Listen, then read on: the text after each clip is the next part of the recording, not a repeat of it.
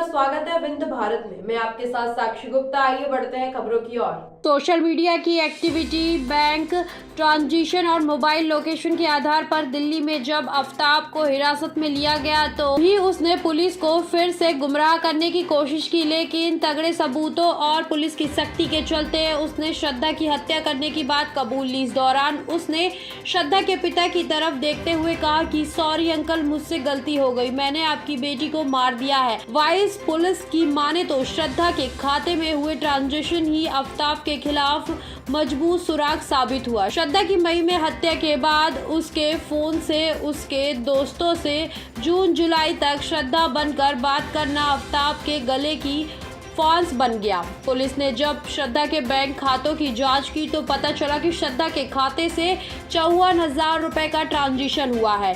इसमें से आफ्ताब ने 18,000 रुपए अपने खाते में ट्रांसफर किए थे। इन पैसों का इस्तेमाल आफ्ताब ने श्रद्धा की बॉडी के टुकड़े करने के लिए आरी खरीदने और 250 परफ्यूम की बोतलें खरीदने में किया।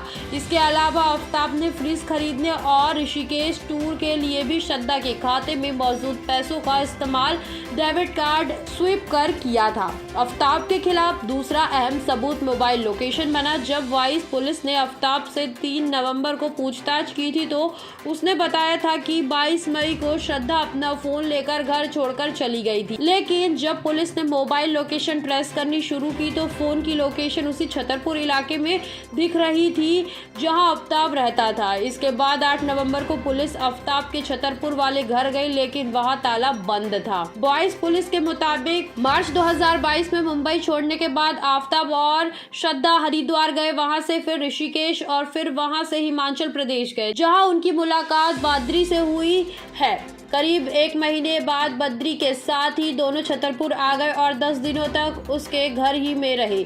16 मई को उन्होंने बगल में ही एक घर किराए पर ले लिया। 18 मई की रात को ही दोनों के बीच जबरदस्त झगड़ा हुआ था, जिसके बाद आफ्ताब ने श्रद्धा की हत्या कर दी। मुंबई छोड़ने के बाद भी दोनों के बीच लगातार झगड़े होते रहते थे। वाइस पुलिस के मुताबिक 3 नवंबर को जब आफ्ताब को पूछताछ के लिए बुलाया गया था तब उसने गुमराह करते हुए कहा कि वह भी श्रद्धा को खोजने में उनकी मदद करेगा, लेकिन श्रद्धा के घर छोड़कर जाने की वो जो कहानी बता रहा था उस पर पुलिस को कभी यकीन हुआ ही नहीं।